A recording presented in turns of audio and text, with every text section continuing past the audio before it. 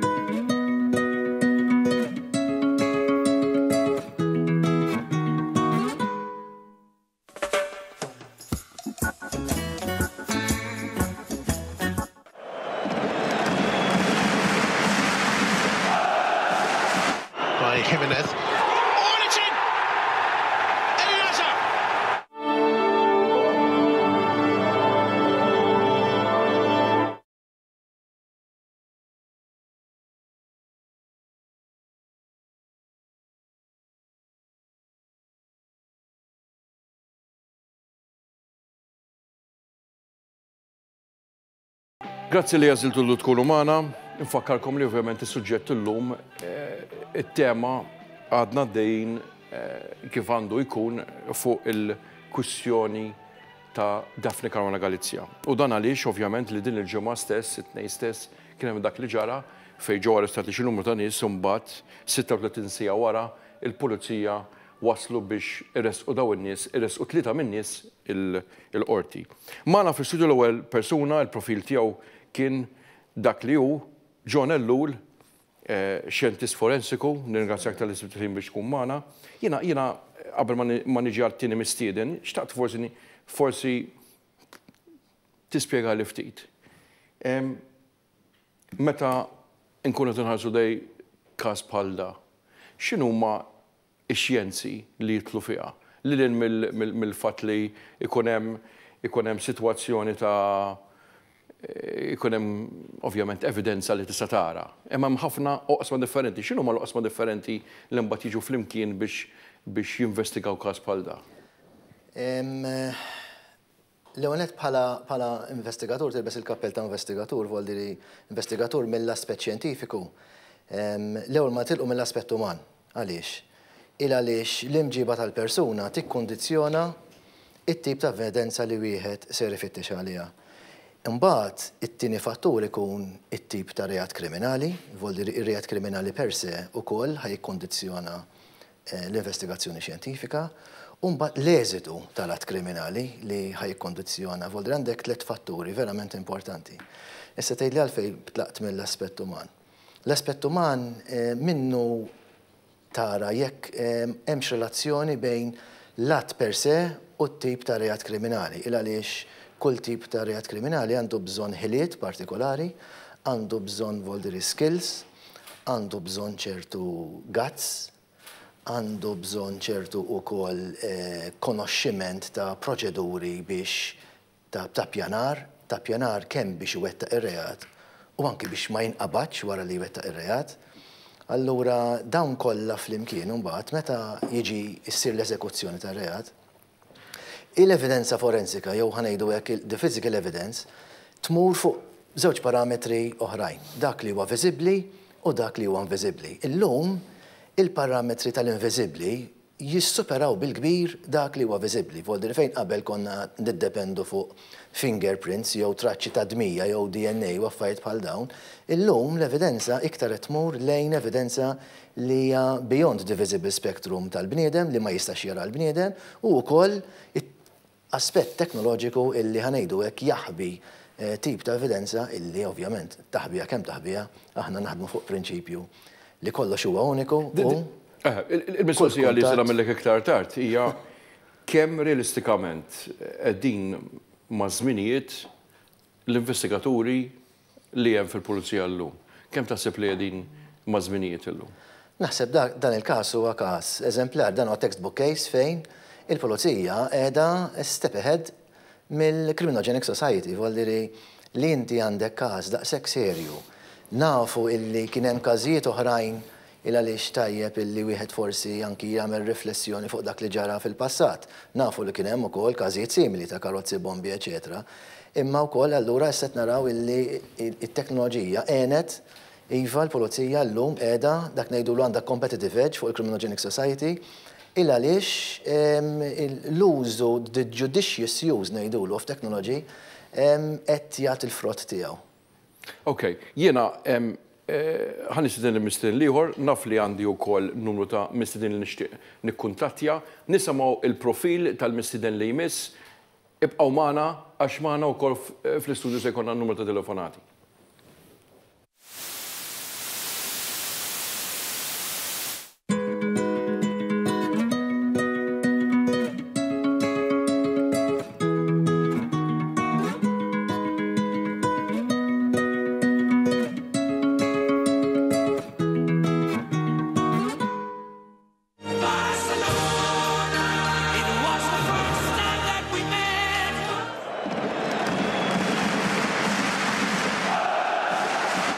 Is there. Flag stays down, square ball, and it's cleared before it can arrive at the feet of Romelu.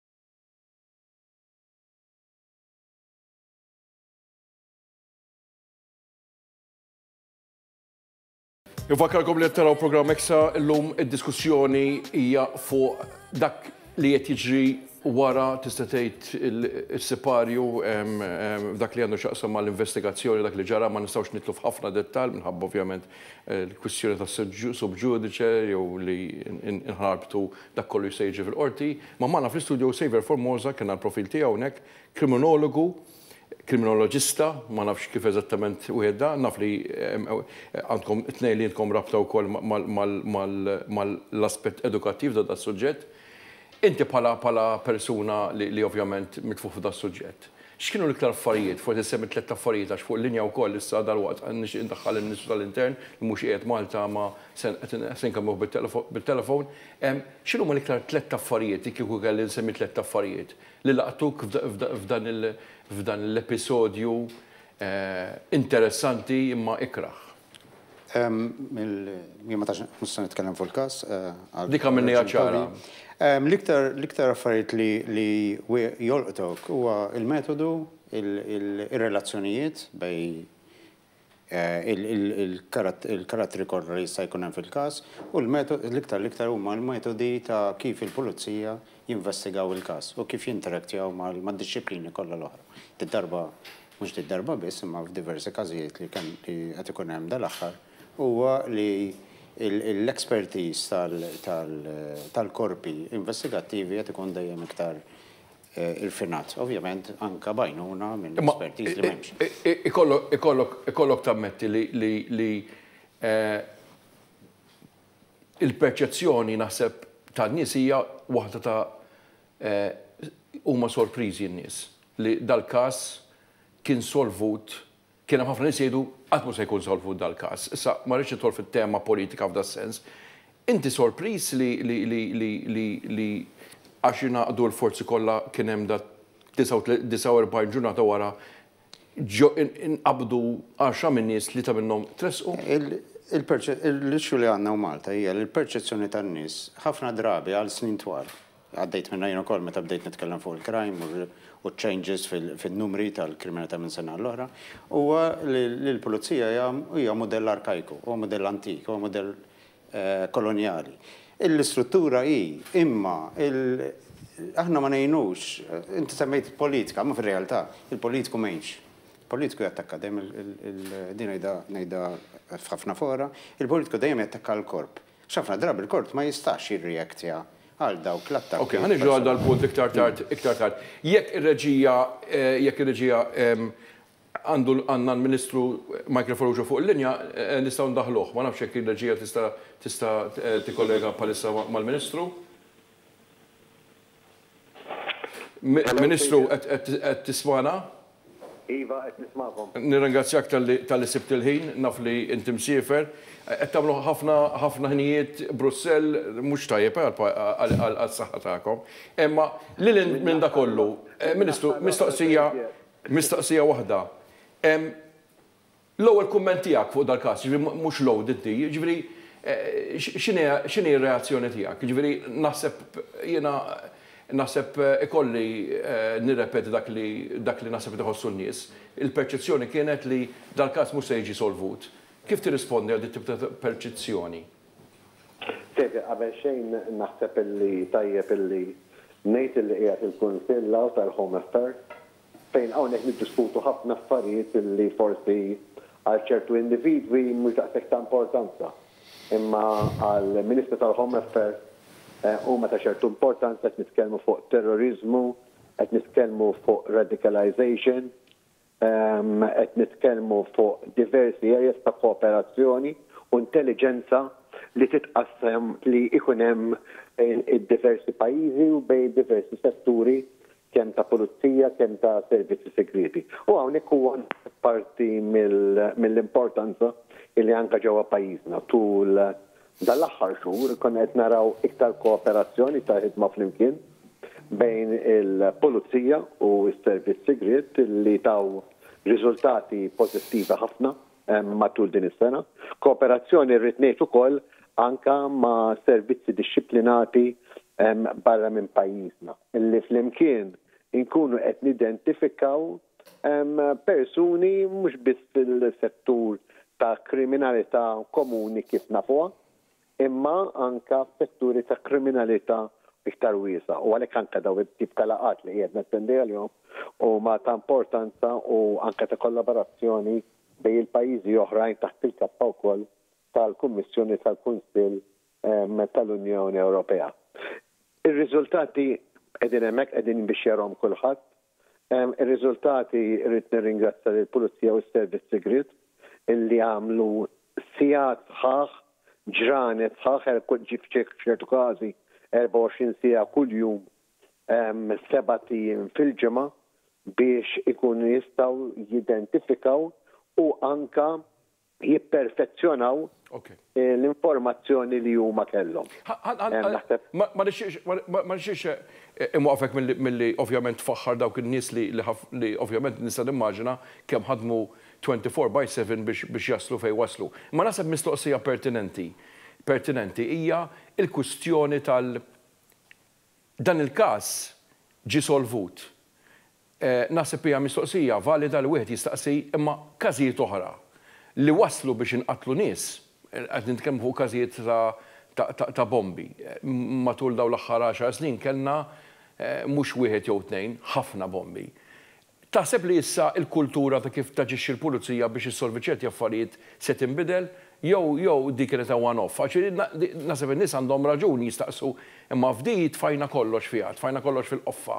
Ma se nbidlu l-mod kif inħarsu li dawn tip ta' crimes? Saviour, ma tfissirx li fil-każijiet l-oħrajn il-pulizija ma kienux possibbli għalihom jaslu biex jidentifikaw persuni. L-ikbar issue li jkollok mhux li tidentifika persuna bħala il-persuna probabbli illi għamlet dak ir-reat, imma li inti kapaċi illi twassal fil-qorti u jinstab il-persuna ħatja bl-informazzjoni kollha li jkollok u li l-pulizija tkun armata li tagħmel il-prosekuzzjoni tal-dawk il-persuni kważi mingħajr without any doubt. Qed nifhmek U hawnhekk hija kwistjoni li f'dan il-każ mhux għax kien hemm iktar intervent, iktar interess. Mhux biss għaliex ġew forsi dal-punt li tissemmi Ministru huwa importanti. Qed issemmi li l-Pulizija jaslu biex dak li jkun jasal sal-qorti u jkollu biżżejjed evidenza biex bażikament ikun jista' jipproċedi u jirnexxielu. Kollhom kassot. L-aħħar mistoqsija marbuta ma' dan il-punt. Ovvjament mingħajr ma nippuġġudikaw il-każ. Jiġifieri inti minn fejqiet, jiġifieri ovvjament b'dak li taf inti. Taħseb li hemm biżżejjed evidenza biex dawk li ġew imresqa naslu fejn għandna naslu? Ara, l-iktar ħaġa importanti Saviour huwa illi ikollok l-informazzjoni illi tkun eżatta, l-informazzjoni illi tasal viċin il-lit, umma mhux biss tasal viċin il-lit imma li dak li fejn tkun wasal ikollok is-saħħa li tista' tippruvah. Jiena perswas illi l-investigazzjoni li fuq il-każijiet preċedenti għadhom għaddejjin ma waqfux, l-informazzjoni għadha qed tinġabar u malli wieħed jasal biex ikun jista' imexxi jiena perswas il-pulizija ta' tkun qed tieħu il-passi neċessarji. Naħseb il-Pulizija u l-Forzi għandhom l-apparat neċessarju, ħankunu qed inkomplu nsaħħu t-taħriġ, din tatna opportunità wkoll biex naraw fejn hemm bżonn iktar taħriġ u forsi ċertu apparat illi jista' ikun hemm bżonn ħalli l-Pulizija tkun tista' tkun iktar effettiva l-investigazzjonijiet tagħha u tagħti r-riżultati li jitreqqu l-persuni quddiem. Ok, nirringrazzjak naħseb fuq dal-punt li għadha kif semmejt naħseb hemm konsensus qawwi li għall-inqas il-forzi tal-ordni, il-forzi għandhom ikollhom lodda f'idejhom biex ikunu jistgħu joperaw. Nirringrazzjak tal-li sibt il-ħin u nispera li konna l-opportunità biex nitkellmu aktar fid-dettall meta ċerti affarijiet isibu ħanidu hekk it-tmiem tagħhom jew il-konklużjoni aħħari tagħhom. Insellimlek. Nixtieq naqbad dawn il-punti li qajjem il-Ministru. L-ewwel ħaġa, dil-kwistjoni tal-lodda, l-iktar ħaġa naħseb li da. Is-sem tal-FBI sirna nafu li mbagħad kien hemm l-Olandiżi, mbagħad kien hemm ukoll il-Europol u mbagħad iktar tard sirna nafu li kien hemm il-Finlandiżi. Naħseb Finlandiżi kienu involuti naħseb iktar mal-Europol. Iktar tard infatti għandna fuq linja Jari Matti Lukku, nispera li semmejtu li huwa Head of Serious Crime tal-Europol li se jkun magħna fuq it-telefon u se nitkellmu miegħu fuq dan is-suġġett. Imma jien lodda il-Pulizija mhux x'għandhom, x'għodda għandhom ikollhom li m'għandhomx. Għandna grazzja li daw il-każijiet mhumiex xi ħaġa frekwenti. Huma rari, voldri huma l-eċċezzjoni mhux ir-regola fil-pajjiż. Karozzi bombi mhuwiex xi ħaġa rari, daqstant. M'għandix dubju. Però meta qed nitkellmu issa fuq x'għandek bżonn għall-investigazzjoni għax inti l-mistoqsija dik kienet, x'għodda għandek bżonn. Hemm affarijiet illi għandek bżonnhom biex topera bil-fors. Mbagħad hemm affarijiet illi dak li bdejt ngħidlek qabel li huwa l-inviżibbli, li huwa eċċezzjonali, illi l-investiment fih tantu kbir li fil-verità f'ċertu sitwazzjonijiet laqqas jagħmel sens. Meta inti jkollok relazzjoni tajba tant, jien voldri f'25 sena fil-pulizija, naf kont imur darba fix-xahar b'evidenza barra minn Malta f'laboratorji biex naħdem da fiskiet, fis-silenzju, ikun jaf il-maġistrat inkwerenti, ikun jaf il-Kummissar tal-Pulizija, immur nagħmel l-analiżi barra, niġi hawn b'riżultati nippreżenthom il-qorti u barra bid-daq, voldri, mhux neċessarjament inti jkollok l-attrezzatura lokali, il għaliex ċertu analiżi tant jitlob ħanejdu hekk investiment kbir li ma jimmeritax għal każ jew tnejn fis-sena tagħmel dak l-investiment kollu biex wara 3 snin dak jiġi obsolit. La darba still għandek dejjem l-opportunità li tagħmel dak it-test, ma jfisser, voldri m'għandekx inti ħadd ma tiżommok lura. Voldri jiena nista' nassigurak, Saviour, illi kien fil-25 sena tiegħi fil-laboratorju u anki naħseb illum żgur li l-ebda test, l-ebda investigazzjoni ma tiġi mċaħda minn xi investiment jew biex segwi ħanejdu hekk, l-eżdu kollu possibbli biex testratta l-informazzjoni kollha. Għax naddi għal-break u wara l-break ndaħħal il-kellim tal-Europol. Dal-punt partikolari, lodda, John Ellul semma f'ċerti istanzi aħna qegħdin jekk mhux klimu eżatt, m'għandniex ir-riżorsi, m'għandniex ikollna ir-riżorsi kollha, nistgħu naħdmu bir-riżorsi ta' ħadd ieħor. Fejn liema huma l-partijiet li niddependu pereżempju fuq l-FBI biex insemmi l-FBI bħala aġenzija u fuq oħrajn għandna jkollna biżżejjed biex naħdmu. Hemm kert livelli ta' nistgħu nittekkiljaw. Għandek livell tal-apparat fiżiku, għandek livell ta' apparat, ngħidulu apparat jew teknoloġiji diġitali li għandek an ongoing cost li jibqa' għaddej u li għandek bżonnu biex tinvestiga, u mbagħad għandek livell ieħor li huwa knowledge li għandek bżonn mhux billi ġib l-apparat, mhux billi ġib ċertu tip ta' magni, imma trid il-knowledge kontinwu tal-upgrade tagħhom. Ħafna minn dal-apparat irrid kull sitt xhur il-metodu wkoll jiġi obsolit. Allura inti għandek continuous isu kif inhi l-kriminalità tinbidel brata maġla ħafna. Jekk hemmhekk fejn naqbel tajjeb ma' John huwa jekk inti għandek ċertu threshold ta' ċertu tip ta' kriminalità partikolari, bħalmu mal-bombi, jew bħalmu ma' ċertu tip ta' qtil, li l-expertise kollok hawn Malta, però l-appart li għandek bżonn fl-Ewropa kollha forsi jintuża 30 darba. Ħassibu f'pajjiż wieħed għax mhux il-pajjiżi kollha jiġbru. Allura li trid tibni dawk ir-relationships, tibni dawk il-networks, fejn inti taf li ħadd mur hemm, pereżempju ċertu calibration network, laboratorji li għandna. Aħna għandna National Lab, ma mhux ta' kollox.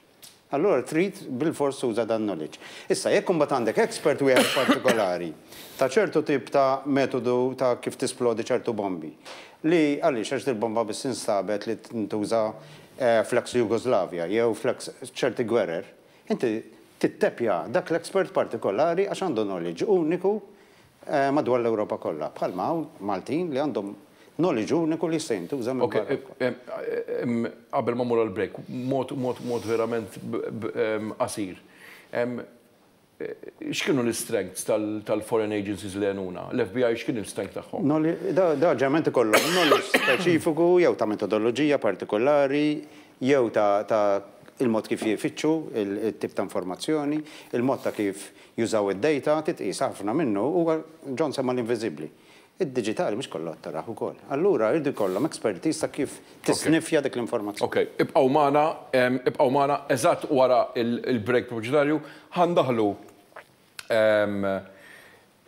Head of Serious Crime, Organized Crime tal-Europol, u għemmek se nistaqsuh ukoll fuq is-sem tal-Europol mhux biss f'dal-każ irid joqgħod attent xi jgħid, imma f'każijiet oħra. Kunu magħna wara il-break proġitarju. Grazzi tal-li bqajtu ma nfakkarkom li taraw Extra. Magħna fuq il-linja għandna il-Ijari Matti Liuku. Are you hearing me, Mr. Liuku? Hello? Yes, this is Ellul. Thank you for finding the time. Sorry for keeping you waiting. This is obviously, we had other people on the phone. You are obviously not only from Europol, but you're also head of the unit department, which is specialized in serious organized crime. Can you explain to me very briefly why Europol, apart from that it's quite a well-known reason why Europol got involved, but why Europol, it was so important for Europol to get involved at this level? How would you answer that question? Supporting Malta, you mean? Yes. I mean, what could you have contributed to this without going into the micro? What have we done? Well, actually, Europol is a law enforcement agency which is providing support for the member states in the investigation of serious and organized crime, terrorism and cybercrime. These are the key areas for our support. And we are involved in the investigations, of course, and our support is consisting of strategic support and then operational support. When it comes to the operational support, so we are, of course, providing the member states with the secured information exchange system. We are collecting the operational data, personal data in our analysis systems, and then based on that, we are providing the member states with the operational analysis services and cross-match reports.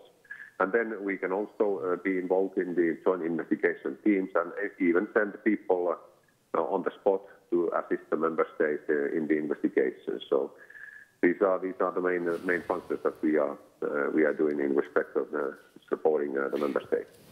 And this is what we have been doing also when it comes to Malta. When you look at this case, I'm not asking you to go into specific details. When you were looking at this case, did you see a copycat episode? Did you see something unique? Were you looking at something which you had experienced before?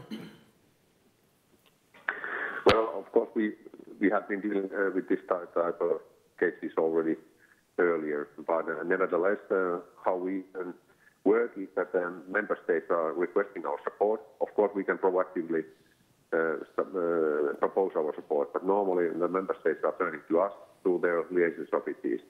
Like in this case, for example, we have the Maltese liaison officer Michael Mallia working with us in the headquarters, and Maltese authorities turned to us, requested our support, and then we discussed with them and agreed that what type of support they need, and then we mobilized the support. So we have been sending people there, and then we have been supporting also Maltese authorities from the headquarters. So this is the concept.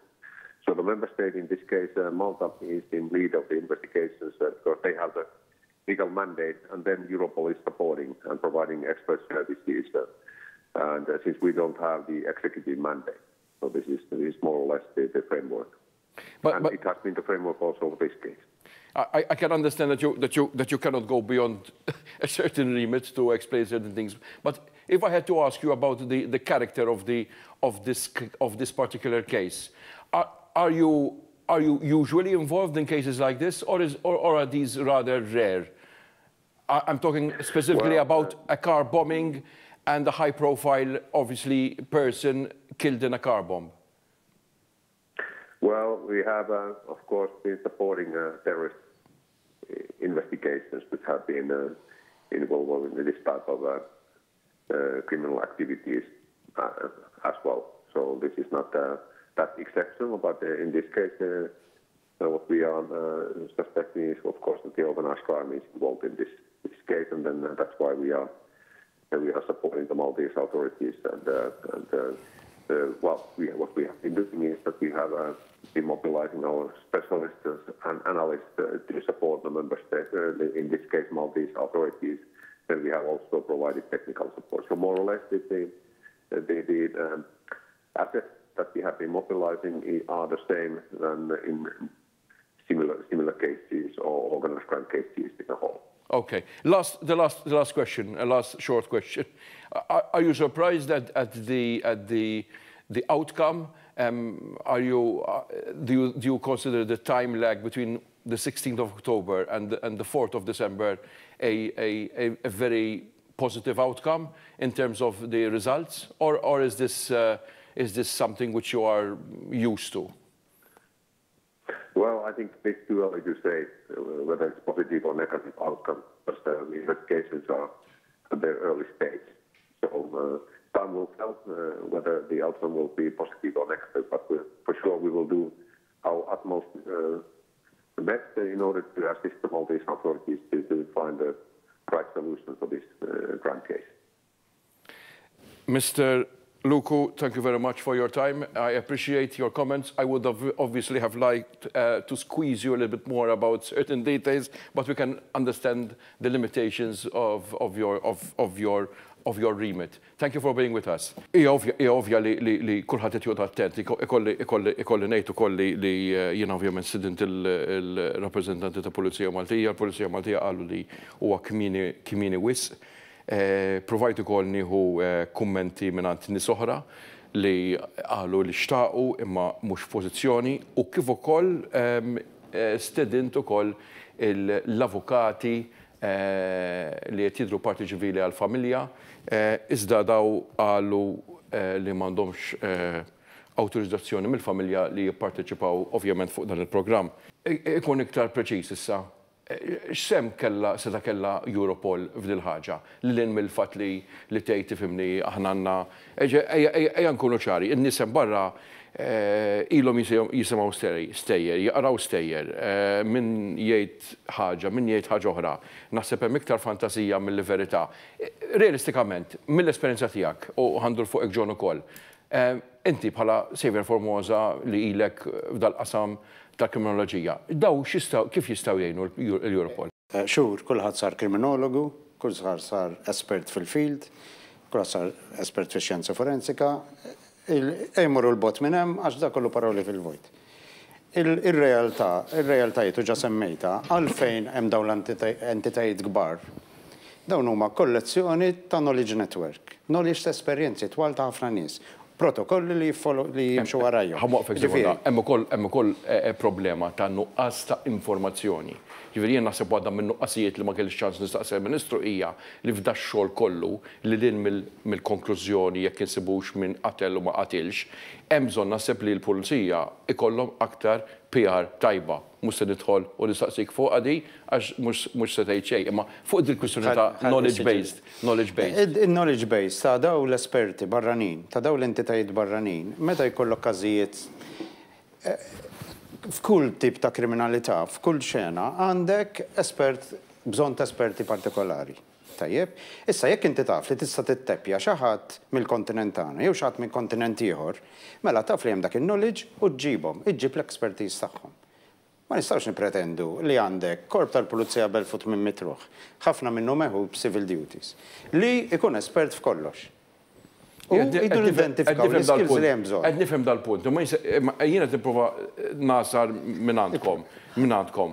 Ħandur fuq dal-waqt John. Ħanasar minn għandek. Imma realistikament, tini eżempju ta' x'jistgħu jagħtu għax jiena ġurnalist, jiena nikteb fuq l-istejjer. Ħafna drabi jgħidulna mhux qed tikteb dak li hija verità. Ir-realtà l-oħra hija li meta tistaqsi ma jkollokx risposti. X'tagħmel tagħmel paġna vojta fil-gazzetta? Vera, però hemm limitazzjoni tal-liema informazzjoni tista' tissejmena fil-pubbliku. Għal ħafna raġunijiet. Għal raġunijiet tas-sigurtà tal-każ innifsu, għal raġunijiet tal-interpretazzjoni nerġgħu lura ta' kulħadd sar kriminologu, hemm telf ħaġa jista' toħroġ. Ma li kulħadd sir kriminologu di sekondarja għall-verità li tasal. Vera, però in-knowledge li n-nies qed jiġbdu minn kull każ hija interpretazzjoni kollha surreali. John, fuq dal-punt partikolari, jiena konsidrawni banali, baħnan, ma jiena verament, meta prajt nistaqsi. Ħantik xtoqta. Meta l-FBI x'qed jagħmlu? X'qed jagħmlu? Għax aħna naraw ħafna films, imma l-Olandiżi x'qed jagħmlu? Il-Europol x'qed jagħmlu? L-informazzjoni kienet skarsa. Hemm ċertu mistoqsijiet li ma jistgħux jiġu mwieġba. Ħanispjega xi ħaġa importanti. L-ewwel nett, f'kull organizzazzjoni hemm ċentri ta' eċċellenza. Jiena niftakar meta bdejt naħdem fil-Kunsill, fil-Council of Ministers, u kont nattendi ħafna working groups li huma vera semment sensittivi, bħal-issem il-Ministru tal-Intern qed jattendi as we speak. Meta bdejt nagħmel benchmarking tal-kapaċitajiet tiegħi u bdejt nintervjeni u bdejt ninvolvi ruħi, rrealizzajt illi jiena kelli ċertu kompetenzi jew kelli wkoll ċertu weaknesses. U fejn kelli strengths tajbin ħafna, fil-working group spiċċajt anki nikkoordina jien u niżviluppa proċeduri ġodda il għaliex aħna għandna l-fakultà illi naħdmu f'diversi joqsma partikolari. L-level ta' expertise tagħna jkun verament ħaj. Xi fisser dan?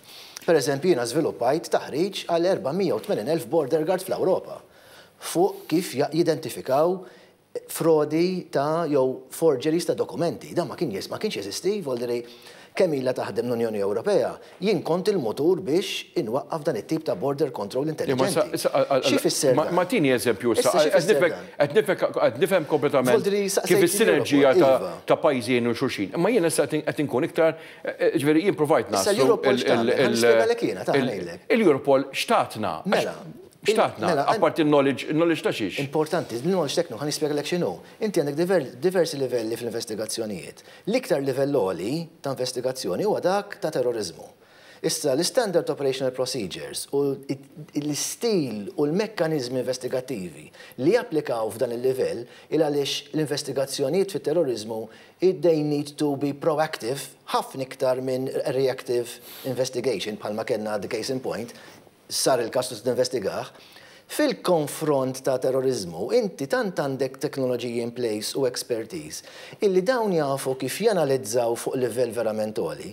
Jekk dak tniżlu fuq livell domestiku, tapplika fuq livell domestiku, kif jidher li sar dan il-koordiment internazzjonali bejn l-FBI, Finland li huma top-notch, NFI u all the rest. U l-Maltin, għax ma tiċ neħħi l-kappell ta' Secret Service tagħna u tal-Pulizija għax dawn nagħmlu biċċa xogħol meraviljuża għalija jien, il-mod kif applikaw dal-livell ta' teknoloġija u intelligenza fuq livell domestiku ta' riżultat mill-ewwel.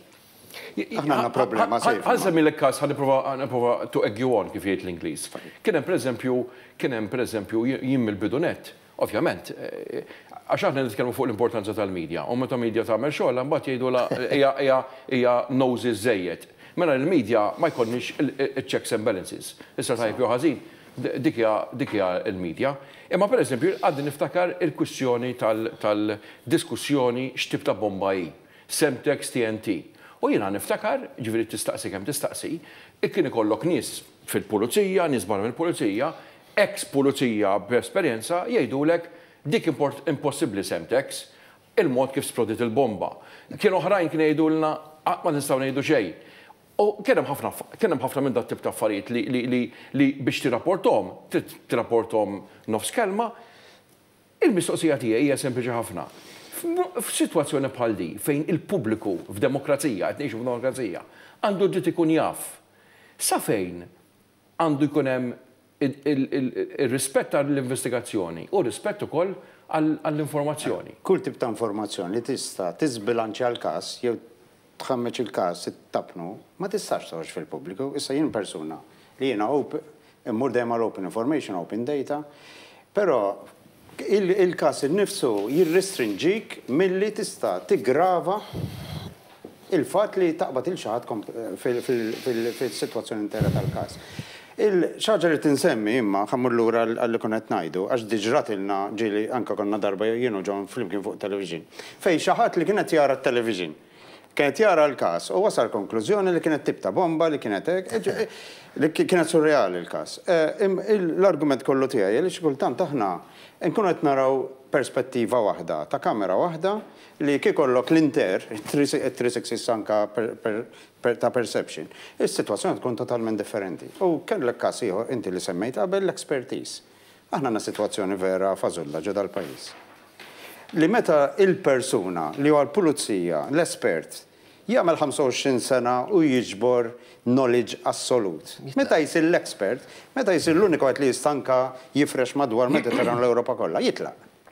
M'għandniex inċentiv li nħallu hemm, jibqa' hemm. Għandu perks iktar, għandu paga iktar u jibqa' għandna parti mill-korp tal-pulizija. Għax fil-pulizija għad hemm il-perk li wara 25 sena tista' tirtira. Kien hemm ukoll il-barrier kbir li ma nħallux iċ-ċivil, l-espert ċivil li jidħol fil-korp biex jaħdem fil-korp. Għal inqas il-barrier tneħħa. Hemm il-kunċett li ta' kif mill-ewwel xatt jiggradwa mill-akkademja. Mill-ewwel tmur, bum. Ma inti ma' CID, inti mal-forensika. Fejn fejn ġibtu dak in-knowledge?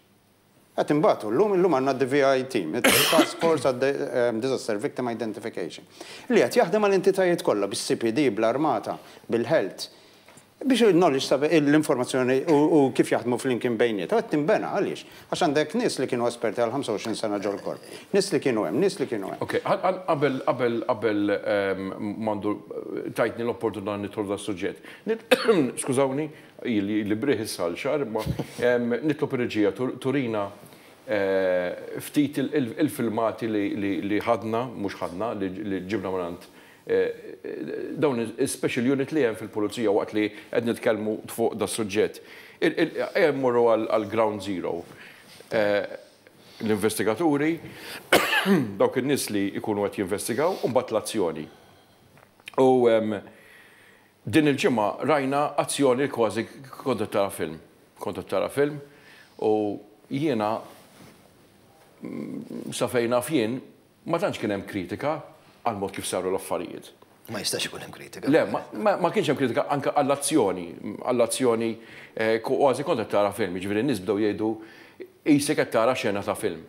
Infatti, aħna infatti nitlob ir-reġija għandna dal-filmat ta' training, ta' security forces, eċetera, eċetera. Inti wkoll mill-esperjenza tiegħek personali. F'liema punt bdejna nindunaw li dal-pajjiż minflok ma jkun hemm kulħadd li huwa speċjalizzat ikonna daw l-unit żgħar, inklużi dawk li jafu jużaw l-armi. U jekk taħseb li t-trend hija li jkollna iktar minn daw it-tip ta' unit żgħar speċjalizzati, f'dak li nġasama per eżempju ma' crime digitali, f'dak li nġasama ma' użu ta' armi speċifiċi, ta' bombi, eccetera, eccetera. Mela, ejja nieħdu l-istampa snapshot ta' soċjetà u awtomatikament ħanwieġbek fuq kollox. Żgur illi in the next 5 years, next 10 years, il-kriminalità jew l-atti kriminali ser jinbidlu. Għaliex? Għax is-ser ta' stereo, s-ser ta' karot, dak jonqsu jiddu jisparixxu. Il-kriminal. Apparti il-fatt li huwa diffiċli tista' stereo minn karozza ġdida. Il-criminogenic society illum anki l-livell tal-edukazzjoni qed jimbotta dik criminal activity għal xi ħaġa aktar intelligenti. Mela awtomatikament bil-fors pari passu ma' dan il-pulizija titratrezza ruħha għal crimes li ser jiġru in the next 5 years. Wadri il-pjan tal-pulizija mhux tal-lum tal-5 snin li ġejjin. Minna ma tkun kompletament ma nfaħru iż-żejjed. Kieku kellek tgħid xi ħaġa li bqajna lura fiha. X'issemmi bqajna lura fiha? Alright, inti għamilt il-punt, għamiltu t-tnejn il-punt, Saviour Formosa ġon Ellul, li aħna ma jistax ikun li nkunu esperti f'kollox, irdu jkollna sinerġiji. Imma irdu nużaw l-speċjalizzazzjoni ta' pajjiżi u gruppijiet barra minn Malta. Imma kieku kellek issemmi xi ħaġa li trid issir f'pajjiżna. X'inhi? Ħanwiġbek fuq ta' qabel għax importanti. Fil-qosor. Il-unity tal-forces, voldri aħna għandna pereżempju Operation Wardek u hijack li jintaqgħu flim, dawn hemm protocolls ad hoc, voldri da mhux ktibnihom illum, dan qegħdin in place u dejjem from time kull sentejn jsir refreshing tagħhom u dan huwa wkoll frott ta' koordinament interessanti. Fejn naħseb illi jiena issa fuq livell personali għaliex jiena m'iniex qiegħed hemm ġew, naħseb fuq dinja diġitali u fuq id-dinja ħanejdu hekk ta' analytics fejn tidħol id-dinja diġitali, hemmhekk jista' jsir investiment aggressiv. Taqbel Saviour fuq dal-punt?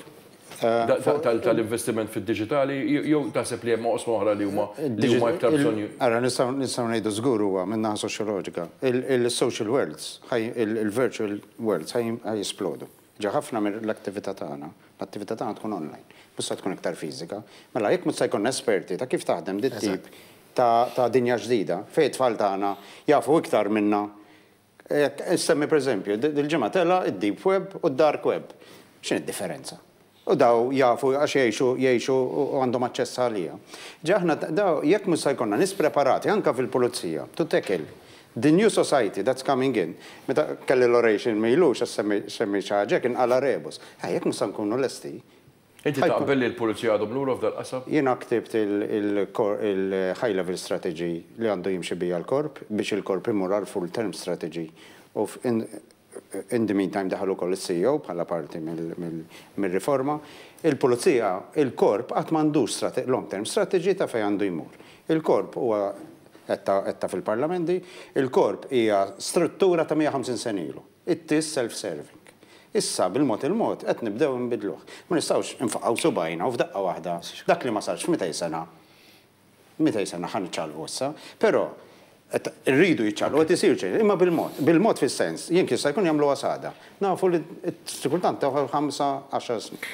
Infakkarkom li qed taraw Extra, infakkarkom li l-programm huwa tista' tgħid la l-antiprima, la post-mortem, la da, qed nitkellmu dwar l-affarijiet li ħafna darbi jsiru wara l-kwinti, qed nitkellmu mod kemm jista' jkun sobriju, mhux qed nitlu fil-każ per se, hemm ovvjament qed nitkellmu dwar il-każ kollu dak li jiġri wara il-każ bħalma ġara fil-każ ta' qtil ta' Daphne Caruana Galizia. Wara l-break ikonna wkoll kollegament nisperaw għax kulħadd imsiefer mid-dera ma' Beppe Fenegadami, il-kellim tal-Partizjonista, u kif ukoll ikonna anke ċans nittrattaw temi interessanti il-bomba, x'tib ta' bombi, x'tib ta' til jistgħu il-profil tal-kriminal, eċetera, eċetera. Ibqgħu magħna wara il-break proġitali.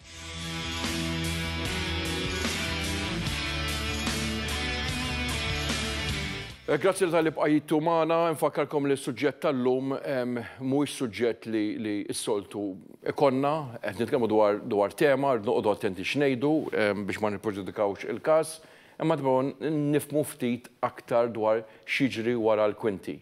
Magħna fuq il-linja, ir-reġija qed jgħidu li infatiqiet fuq il-telefon, għandna il-kellim tal-oppożizzjoni Dr. Pepe Fenegadami. Dr. Fenegadami qed tisma'na? Grazzi tal-li sibt il-ħin, naf li kont f'konferenza u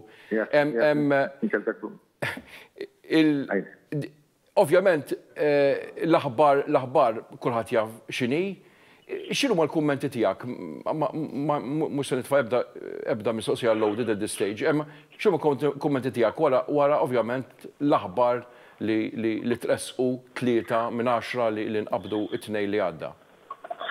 Naturalment, Saviour, kulħadd jaf li til ta' Daphne Caruana Galizia ma kienx til kwalunkwe, allura l-ewwel reazzjoni hija li tajjeb illi ġew identifikati donnu 3 persuni illi kienu parti mill-proċess mill-til mill-azzjoni propja li qatlet lil Daphne Caruana Galizia. La m'għandix dubju huwa pass fid-direzzjoni tajba. Naturalment, milli dak li qed jirriżulta wkoll jidher illi għadu ma ġiex stabili bl-ebda mod il-motiv, ġiex kienet ir-raġuni għalfejn inqatlet Daphne Caruana Galizia u iktar importanti minnu dak li kummissjoni minn qabbat jekk hemm minn qabbat lil Daphne Caruana Galizia. Allura fil-waqt li ngħid li hija pożittiva li tresqu dawn it-3 persuni, naturalment naħseb li qed nesprimi dak li qed tisprimi l-maġġoranza tal-poplu huwa li għad baqa' ħafna xisir biex tkun wetqet ġustizzja fil-konfront ta' Daphne Caruana Galizia, wetqet ġustizzja fil-konfront tal-familja ta' Daphne Caruana Galizia, ġustizzja li jippretendi il-poplu Malti. Osservazzjoni oħra li naħseb li nagħmel huwa kemm kienet sitwazzjoni fraġli Daphne Caruana Galizia, kemm donnu kien faċli li titqatel Daphne Caruana Galizia li ċettajtek. Għax minn dak li qed innaqraw s'issa, minn dak li ħareġ s'issa, huwa evidenti illi kien hemm xi ħadd illi letteralment poġġa bomba mal-karozza ta' Daphne Caruana Galizia allegatament meta din kienet ipparkjata ġo saħansita ġo drive ġo triq ġo l-isqaq li twassal għal dara, allura u bil-mistoqsija kemm forsi seta' jiġi evitat dan l-omiċidju. Jiġi evitat fis-sens illi kien evidenti li din persuna illi kienet fil-periklu, din kienet persuna illi nuża l-espressjoni Maltija rifset il-kallijiet ta' ħafna nies posthom ta' kriminali u allura kemm kellna d-dover bħala stat li nipproteġu l-persuna u allura li ninsolvu dan l-omiċidju żgur illi hemm il-responsabilità ta' kif ma konniex kapaċi bħala stat, kif l-istat, kif il-pulizija, kif li għandu l-poter li għamelek ma kienx kapaċi li jiddefendi din il-persuna kuraġġuża f'sitwazzjoni tant fraġli li letteralment xi ħadd seta' imur viċin id-dar tagħha nifhem iwaħħal bomba, jpoġġi bomba fil-karozza tagħha u sussegwentement jisplodiha. Allura naħseb ukoll hemmhekk id nirriflettu kemm stajna wkoll jew kemm seta' jiġi evitat dan l-omiċidju li seħħ. L-aħħar mistoqsija. F'mument ovvjament, mhux se nitlu fil-każ, inti ovvjament avukat tifhem iktar minni għalfejn mhux se nitlu f'dal każ għax nippreġudikaw dak kollu li qed jiġri llum tajjeb jew ħażin. Imma fuq livell iktar fit-tul, fuq argument iktar fit-tul. Dal-pajjiż għal raġunijiet tajbin u inqas tajbin dejjem ikollu kontroversji, dejjem ikollu min ikun favur xi ħaġa kontra xi ħaġa. Imma ċertament fuq ċerti affarijiet naħseb li hemm bżonn konsensus. Mill-oppożizzjoni fuq dawk ir-riformi li għandhom isiru, ilhom li kellhom isiru f'ċertu istituzzjonijiet, taħseb li se tużaw forma ta' konsensus fl-approach tagħkom jew se tkunu confrontational? Jiena nawgura għandi dan il-pajjiż, jiena m'għandix dan il-pajjiż għandu bżonn jagħmel it-tibdiliet li hemm bżonn. Ġifieri jiena mingħajr ma nkun kontroversjali huwa fatt li llum għandna sitwazzjoni minkejja li seħ dan il-qtil, minkejja li donnu stan qabdu dawk li jsegwew dan il-qtil, ma għandna sitwazzjoni pereżempju ngħid jiena tal-rule of law li ma jistax ikun li jkollok allegazzjonijiet serji ħafna li għal raġunijiet politiċi għandna istituzzjonijiet mhumiex jiffunzjonaw. Allura jiena nawgura li nitalmu minn din l-esperjenza għarsa minn dan il-prezzoli li ħallasna biex forsi jidhom dan il-pajjiż jkunu kapaċi npoġġu madwar mejda u nagħmlu d-bidliet istituzzjonali li hemm bżonn, nagħmlu l-tibdiliet ukoll il-mod kif napproċċjaw ċerti affarijiet biex forsi dak li għaddejna minnu f'dawn l-aħħar ġimgħat, partikolarment wara t-tul ta' Daphne Caruana Galizia, il-pajjiż qatt ma jerġa' jgħaddi minnu. Nirringrazzjak tal-li sibt il-ħin, grazzi lilek. Grazzi lilek.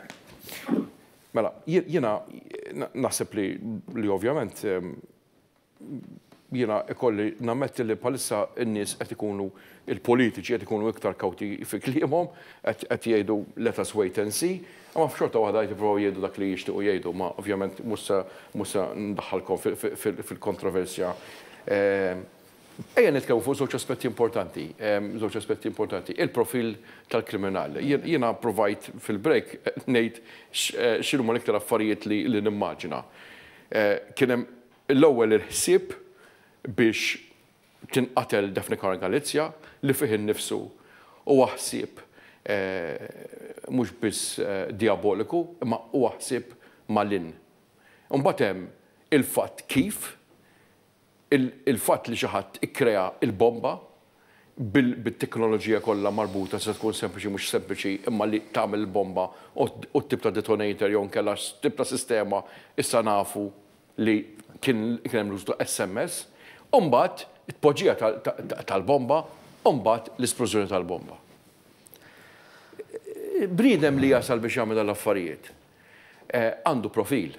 Mhuwiex every Tom, Dick and Harry kif jgħid l-Ingliż. X'tip ta' profilu dak il-persuna? Mela ħanibdew minn hemm. L-ewwel ir-rejat per se iġor l-iktar pjena ħarxa li hija l-omor il-ħabs. Il-pjena waħedha diġà ma servix ta' deterrent, ħanitilqu minn hemm. Issa id-deċiżjoni li tinqatel il-persuna ittieħdet minn min ittieħdet. Il-mod ta' kif inqatlet u kif hemmhekk qed juruna allura li l-profil huwa wieħed illi hu bil-fors ruthless. L-esperjenza fid-dinja kriminoġenika hija waħda seasoned, l-aċċess u trust għax inti biex ikollok aċċess għall-esplosiv, biex ikollok aċċess għal dan biex tibnija, biex ikollok volder it-trust fl-underworld, voldir qed nitkellmu fid-dinja organizzata, għandek iċ-ċavetta biex tidħol u f'dan iċ-ċirku, u allura il-profil ovvjament u dak li hu ta' xi ħadd illi nemmen illi għandu storja, nemmen illi il-pena waħedha ma servix ta' deterrent huwa ruthless il għaliex l-eżitu mhux biss l-eżitu tal-persuna, anke l-konsegwenzi li ġa fuq l-istat. U dik tħares li l-konsegwenzi serjissimi li nġibu u l-tefa l-istat taħt il-lenti kawża ta' dan l-inċident, voldri ma tieħed xejn. M'għandniex psikoloġista magħna. Ma tieħed xejn. Jew biex tgħaddida. Imma dawn huma nies li jgħixu ħajja normali jew li ma jgħixux ħajja normali. Biex tibta ħajja jgħixu wieħed ma jistax jgħid li żgur il dej daw jgħixu qed high risk.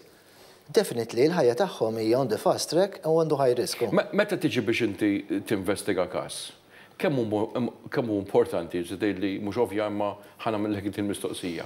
Kemm importanti il-motiv. Il-motiv għalfejn kellu aħna bħala ġurnalisti ħanitkellmu bħala ġurnalisti bdejna naraw għadu kif telet sa storja oħra fuq il-mezzi Italjani, il-ġurnali Italjani u l-medja Italjana b'kull rispett lejn Italjani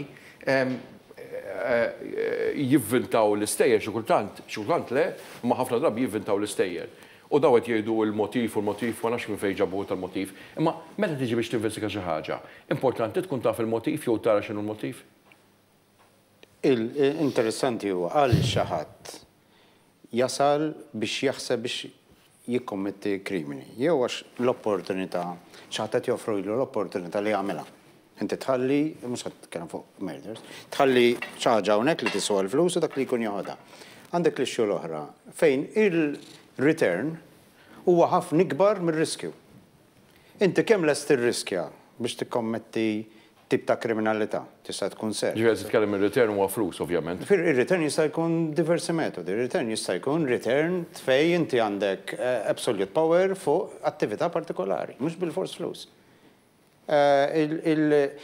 L-issues li hemm, hemm jaħdu hekk. Aħna nsemmu ħanisasik mistoqsija mhix redikola. Qed jgħidu dawn huma l-esekuturi mhux il-mandanti. Jista' jkun li dawn huma l-esekuturi u l-mandanti wkoll? Jiena mhux ħanidħol dik at this stage.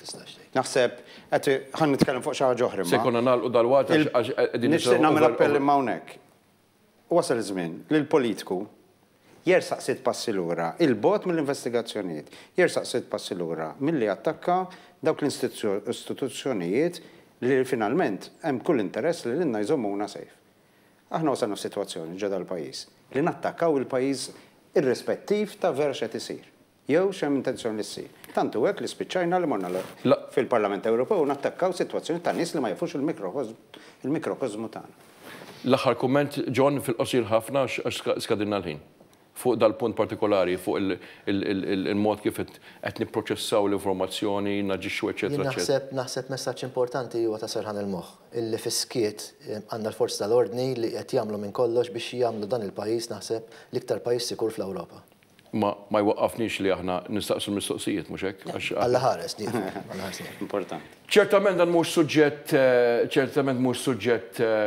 li jaqafaw, id-diskussjoni titkompla, ċertament se nisimgħu aktar affarijiet, min jaf se joħroġ, min jaf kif se joħorġu dettalji li se nibqgħu bħalna miftuħ u ma nafux kif nirrispondu għalihom u ngħidu daw vera jiġu f'dal-pajjiż. Nirringrazzja il-John Ellul wara għax da regal minn VIP ukoll Saviour Formosa, nirringrazzjak tal-li sibt il-ħin, regal ieħor minn VIP, nirringrazzjakom tal-li kontu magħna il-ġimgħa d-dieħla inkomplu d-diskussjoni daqsxejn iktar on the ground, qed nitkellmu dwar it-traffiku, ibqgħu magħna ekstra kull nhar ta' ħamis fl-istess ħin. Grazzi lilkom.